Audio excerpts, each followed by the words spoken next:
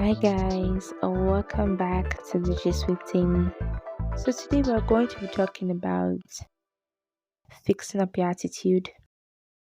I'll say that this episode serves as like a reality check, it's addressing your attitude towards people while they're still alive, whether they're your parents, your friends, your mentors, your exes, your colleagues, even yourself. It's a reminder that you should, that kindness, growth, intentional living, and all the tributes that you are going to be saving for RIP captions and eulogies. When you can say it now, when you can do better now, when you can show up now. Let's talk about it. The culture of, the after death realizations. When people wait until someone dies, so you can now post a lengthy tribute or a thread that starts with, I wish I told you this, I wish I told you that, or the guilt that you feel, from your procrastinated empathy and your emotional laziness. That aspect when you should have been, you could have checked on them today, you could have done something nice for them today, but you didn't do it because I'm tired, I'll do it some other time, or I'm also busy. I would say it's better for you to say it now and show up now while they're alive. Nobody hears flowers on their caskets. They're actually gone. They can't hear anything you're saying right there. I'll also talk about the attitude check. So it's not just about showing up, right? So how are you showing up? Are you that cold, indifferent, always busy, emotionally unavailable person?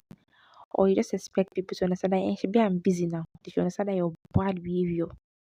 See, I'll say that being real, sometimes doesn't mean you should be a careless person or you should be real.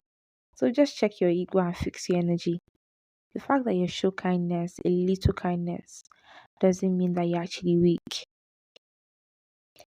And don't also think that people are just permanent fixtures, like, oh, they'll always be there. Stop acting like they will always be there because they won't. That's the real truth.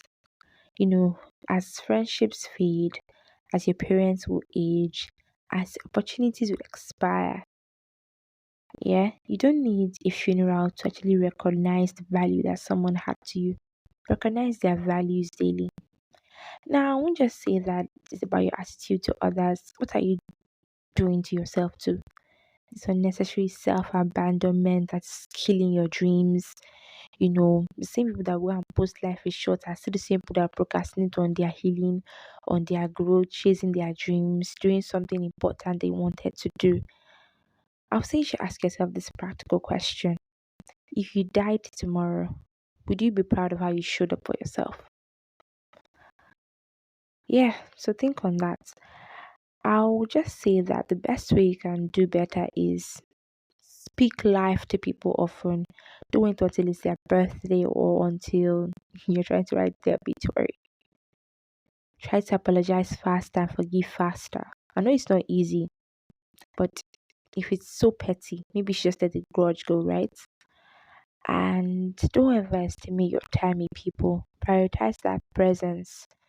Prioritize their presence as they're there. So I'll say write that message, call that person, pay them a visit, hug them, be real, right? Be warm, do your best, and stop carrying character that is smelling louder than your perfume. Eh? I'll say that you should not now show up at their, you know, funeral crying when you were actually, emotionally dead to them while they were alive, or when you didn't treat them right while they were alive. Now start coming to bury and start crying and acting like, well, I don't know. You cannot just be emotionally constipated. I would say you should just speak up while it matters. While it matters, fix the relationship. All in all, fix your attitude. Bye, guys.